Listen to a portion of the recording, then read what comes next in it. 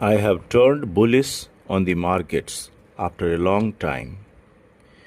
A questionnaire with Mr. Andrew Holland. As markets swing between hope and uncertainty regarding a resolution to the ongoing war in West Asia, Andrew Holland, head of new asset class Nippon India Asset Management, tells Puneet Wadhwa in an interview in Mumbai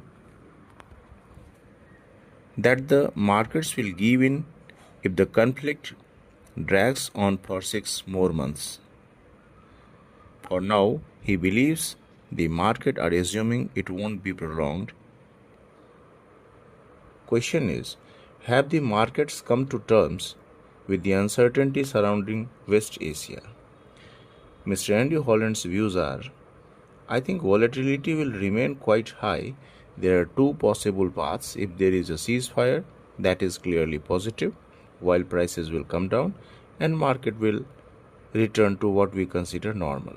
We can debate what the normal is, but broadly, things stabilize if the situation is prolonged, especially with disruption in the Strait of Hormuz. It will have a significant impact, not just on India and Asia, but also in Europe. Right now, market seems to be looking through this risk and assuming there will be a settlement. Bond yields and risk on trades, crypto, gold, silver are moving up.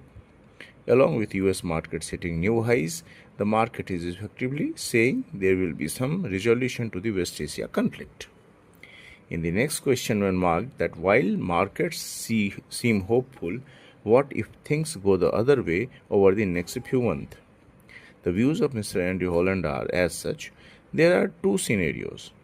One is a delay talks continue, but things don't escalate further. The other is escalation, which the market is not currently pricing in. If escalation happens, while prices will rise again, impacting global earnings, inflation, and potentially leading to stagflation. That is when everything becomes more complicated. In the next question, when do you think the markets might lose hope for a resolution in West Asia?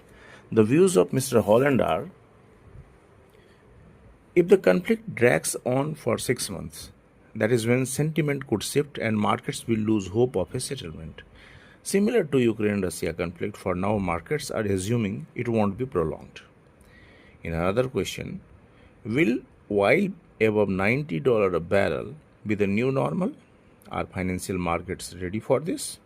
The views of Mr. Holland are as such. Higher oil prices are likely to lead to higher inflation, which in turn will make it harder for central banks to cut interest rates. At the same time, growth could slow because consumers feel the pressure of higher prices. That is where stagflation risks come in. Slower growth will rise with rising inflation if there is a settlement.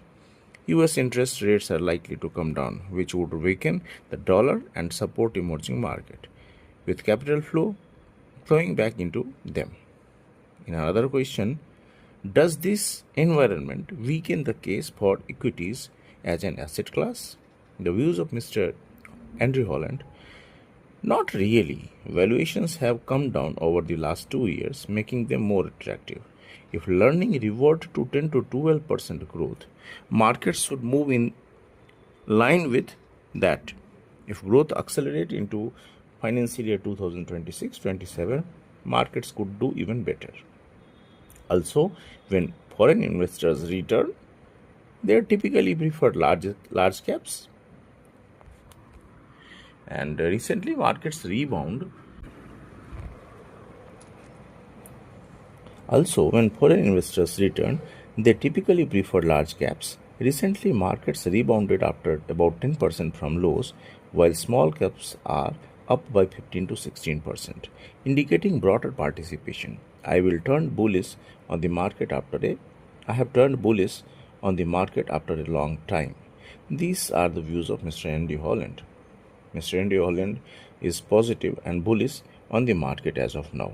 The question is, how should one allocate funds now? Mr. Holland says, I would lean towards 60 to 70% in large caps, with the rest a split between mid and small caps. As valuations are becoming more attractive across segments, the defense sector remains strong due to sustained government spending.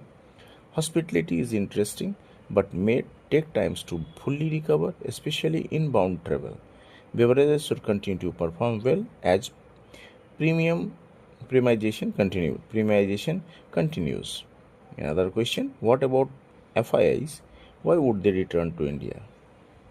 The view of Mr. Holland are 2 years ago it was all about India, then flows shifted to China, South Korea, and Taiwan, especially driven by artificial intelligence.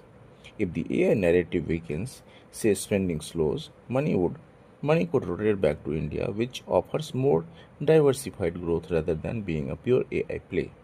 A stable rupee would also boost confidence among foreign investors. And in the last question, after time for the government to relook at tax rates for foreign investors. Mr. Holland speaks, while that is always attractive in theory, investors don't come in just for tax savings. They come for returns. Even if taxes are reduced slightly, it won't be primarily driver. Return and growth prospect matter for more. That is, more and more persons are investing in stocks for a better return.